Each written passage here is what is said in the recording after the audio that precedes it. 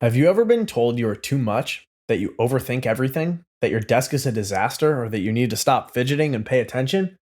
Here's something most people don't realize. Those supposedly annoying habits might actually be signs of an extremely high IQ. Intelligence does not always look the way we expect it to.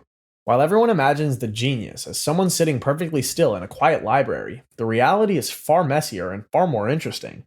Highly intelligent people often develop habits that seem weird, disorganized, or even counterproductive to everyone around them. But these behaviors are not random quirks. They're actually the brain's way of optimizing itself for deeper thinking, better problem solving, and more creative connections. And if you recognize yourself in these patterns, there's a high chance you have a very high IQ. Number 1. Most people think fidgeting is a sign of distraction. Teachers hate it.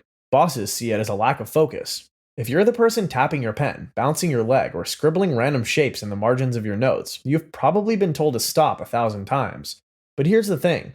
Research shows that doodling and fidgeting doesn't reduce focus, it actually enhances it. Studies have found that people who doodled while listening to a boring phone message retained 29% more information than those who sat completely still. This was basically the brain actively using movement to stay engaged. But why does this happen? Well, when your brain is processing complex information, it needs to stay active. Sitting perfectly still can actually make it harder to concentrate because your mind starts looking for stimulation elsewhere. Fidgeting and doodling give your brain just enough sensory input to keep it from wandering off completely. Think of it like the background activity that keeps the main program running smoothly. And people with high IQs often develop this habit naturally because their brains process information faster than average. While someone else might listen to a lecture and absorb it at face value, the highly intelligent person is connecting that information to 5 other things they already know, questioning assumptions, and mentally reorganizing the concepts. All of that cognitive activity creates a kind of mental overflow, and that overflow gets released through physical movement. This is why doodling is not just random scribbling. If you look closely at what highly intelligent people draw, it's often shapes, patterns, or abstract designs. Not because they're bored, but because their mind is working through problems visually. Their hand becomes an extension of thought, and the pen becomes a tool for thinking, not just writing. Fidgeting works the same way. Tapping your fingers, clicking a pen, or adjusting your posture repeatedly aren't signs of restlessness. They're signs of a brain that is actively engaged. Neuroscience shows that movement activates the motor cortex, which is closely linked to areas responsible for planning, attention, and problem solving. When you fidget, you're literally giving your brain more tools to work with. But because most people don't understand this, fidgeting gets misinterpreted. Teachers see a distracted student. Coworkers see someone that's not taking things seriously. Meanwhile, the person fidgeting is processing information at a deeper level than anyone else in the room. They're not disengaged. Instead, they're hyper-engaged. And that difference is invisible to people who think stillness equals focus. Over time, many highly intelligent people learn to hide this habit. They force themselves to sit still. They stop doodling in meetings. They internalize the message that their natural way of thinking is somehow wrong. But the truth is, their brain knows what it needs.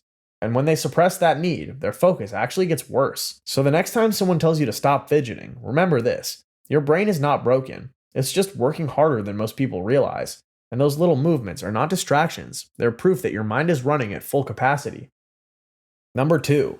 Walk into the workspace of a highly intelligent person, and you'll probably see what looks like total chaos. Papers scattered everywhere, books stacked in random piles, half-finished projects covering every surface, coffee cups from 3 days ago.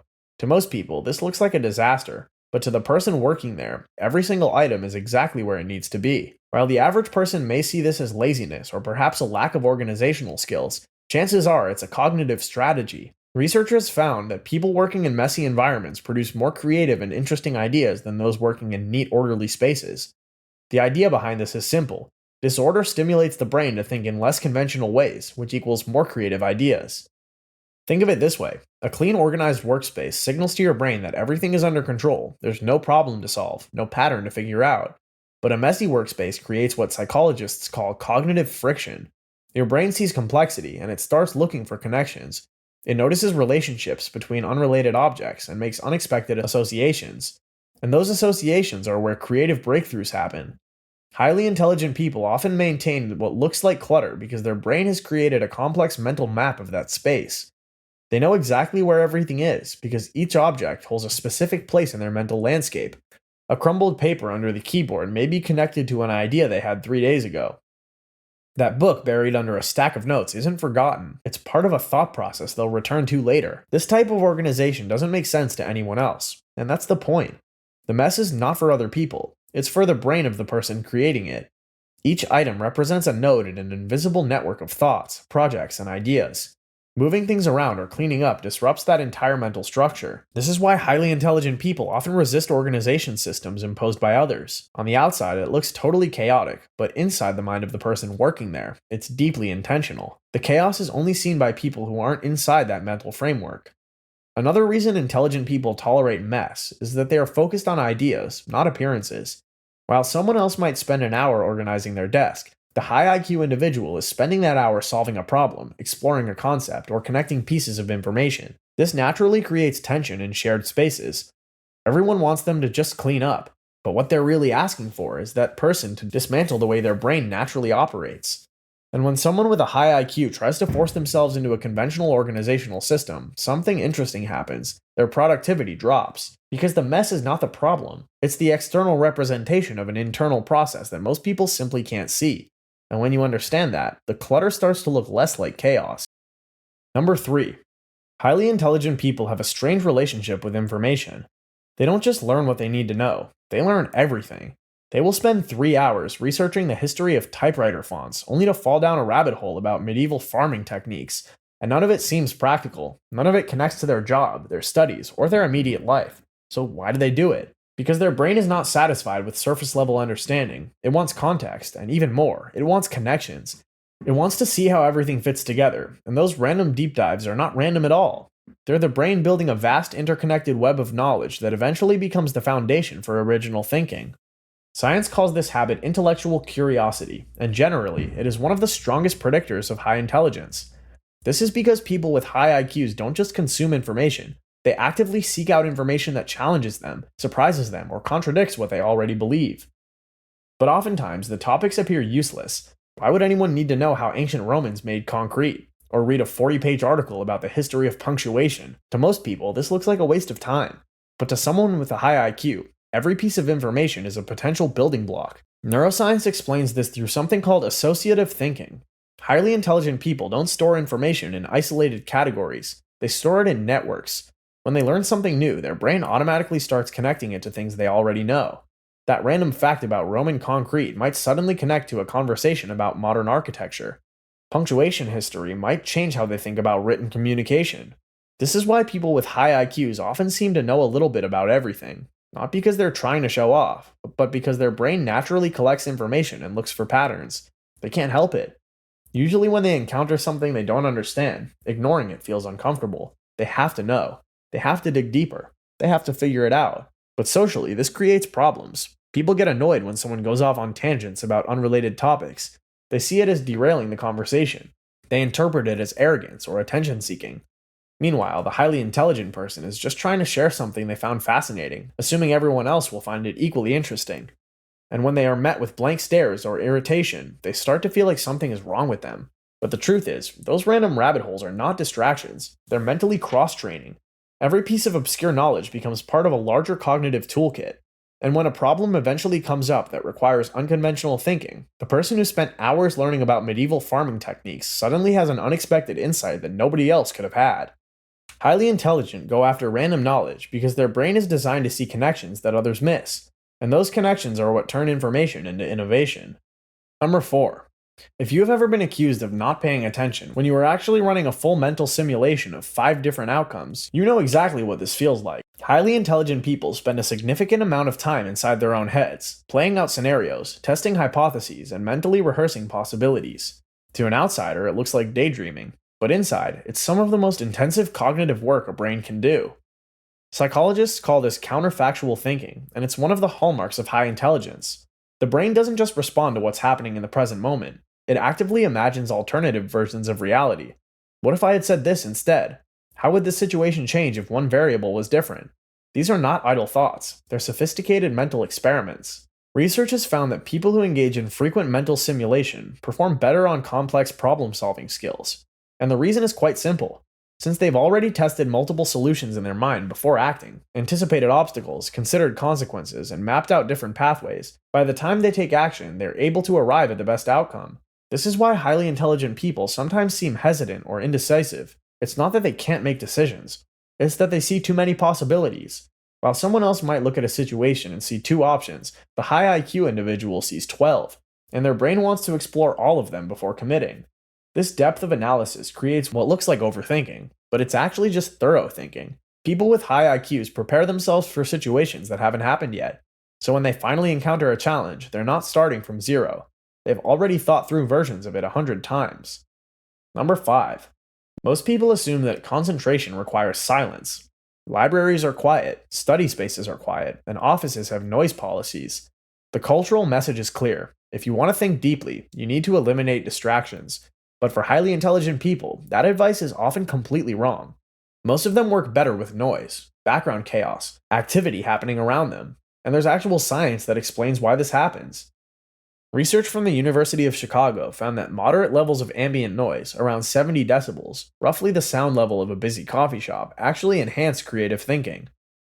Complete silence can be too stark. It draws attention to every small sound, every internal thought, every physical sensation, but ambient noise creates a kind of cognitive cushion. It fills the sensory space just enough that the brain stops monitoring for disruptions and starts focusing on deep work. Highly intelligent people often discover this by accident. They try to study in a quiet room and find themselves distracted by every tiny noise. They try to work in silence and their mind starts wandering, but then they go to a coffee shop, a park, or a busy library, and suddenly everything clicks. The background noise stops distracting them. It actually helps them concentrate. And once they realize this, they start seeking out those environments intentionally. But it's not just about noise. It's about a specific type of chaos. The noise needs to be unpredictable and irrelevant. White noise does not work as well because it's too monotonous. Music with lyrics can be distracting because the brain tries to process the words, but the random hum of conversation, the clatter of dishes, the distant sound of traffic, these create the perfect level of cognitive interference. They're present enough to occupy the brain's monitoring systems, but irrelevant enough that they don't demand active attention. Neuroscience explains this through a concept called stochastic resonance. Basically, small amounts of random noise can actually enhance signal detection in the brain. It sounds counterintuitive, but adding a little chaos makes the important signals stand out more clearly. It's like how you can see stars better when there's a tiny bit of light pollution compared to complete darkness. The contrast helps. Highly intelligent people also tend to have more active default mode networks. Their brains are constantly generating internal noise, internal simulations, internal questions. In a silent environment, all of that internal activity becomes overwhelming. But when there's external noise to balance it out, the internal and external stimulation reach an equilibrium. The brain stops fighting itself and starts working smoothly. This creates a strange social dynamic. People see someone working in a noisy environment and assume they are not serious.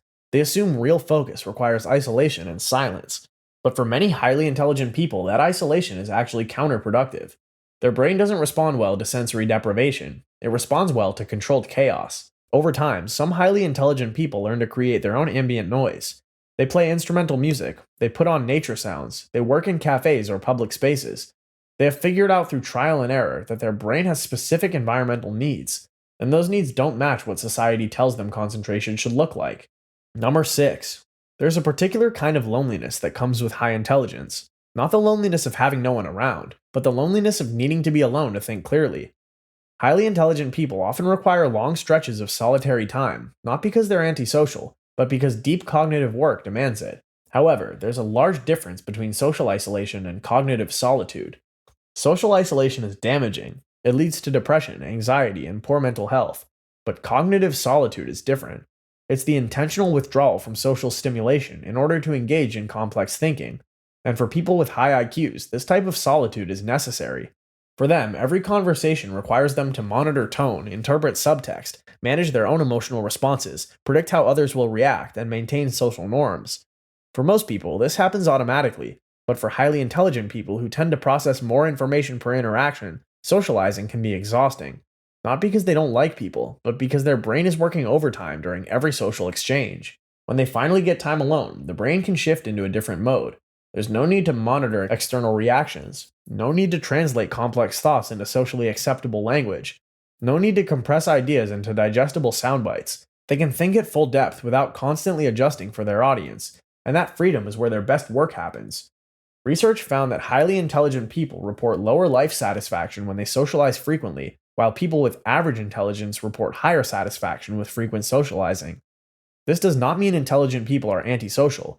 It means their brains are optimized for depth. They would rather have one meaningful conversation than 10 superficial ones.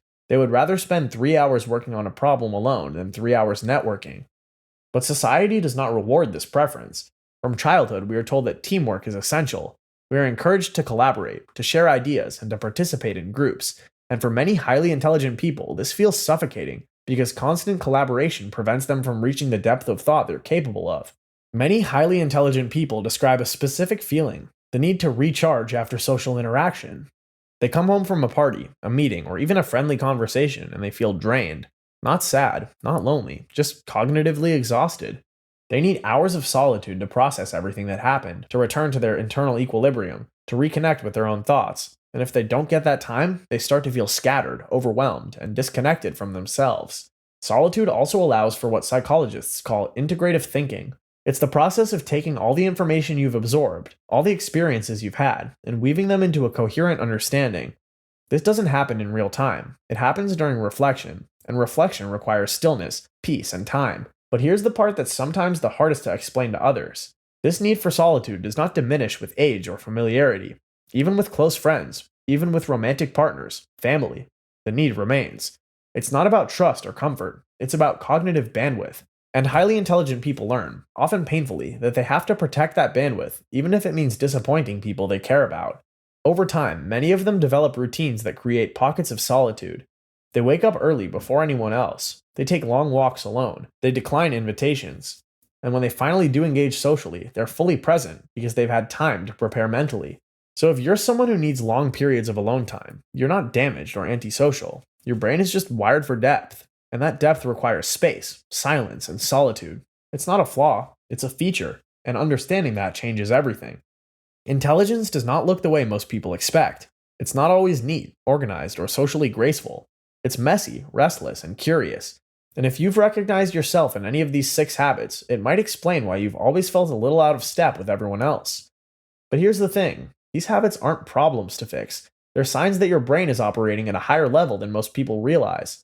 The fidgeting, the clutter, the random curiosity, the daydreaming, the preference for noise, the need for solitude, they're all the ways your mind has optimized itself for deeper thinking.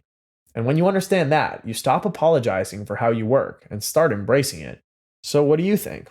Do you have any of these habits? Drop your thoughts in the comments below. And if this video helped you understand yourself a little better, make sure to like and subscribe for more content like this.